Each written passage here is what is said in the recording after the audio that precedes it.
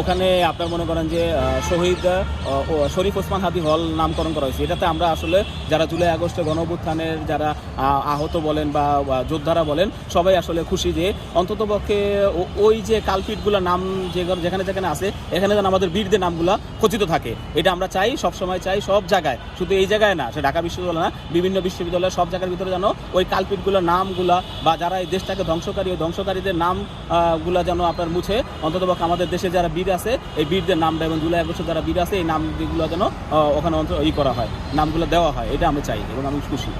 আমাদের হচ্ছে ওসমান হাদি ভাই হচ্ছে আমাদের ঢাকা বিশ্ববিদ্যালয়ের জন্য, বাংলাদেশের জন্য একজন উল্লেখযোগ্য একজন ব্যক্তি, সেই হিসাবে ওনার নামে রাখা এটা হচ্ছে আমি ভালোভাবে নিই। এবং বাংলাদেশে একটা সময় পরে তো হচ্ছে যখন আওয়ামী লীগ সরকার আসছিল সব নাম হচ্ছে আওয়ামী লীগ কেন্দ্রিক করে ফেলছিল।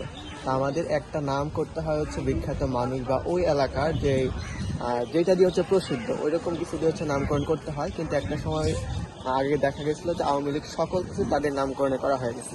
এটা আসলে বেশি টিপিক্যাল হয়ে গেছে, আসলে এতটা হওয়া উচিত না। শেখ মুজিবুর তো স্বাধীনতার একটা অবদান আছে, কিন্তু এখন যদি আবার আওয়ামী লীগ আসে তখন তো আবার তারাও এটা হিংস্রতার রাজনীতি করবে, বিষয়টা এরকম এক্সট্রিম পর্যায়ে চলে গেছে।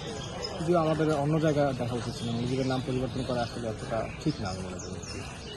তার যেহেতু অবদান ছিল আমাদের, তো সেহেতু আসলে আমরা এইসব চাই না। আসলে আমরা চাই নামের রাজনীতি এইসব না করে ভালো রাজনীতি করি। নাম পরিবর্তনের রাজনীতি, প্রতিহিংসার রাজনীতি, এগুলো একদমই ঠিক না।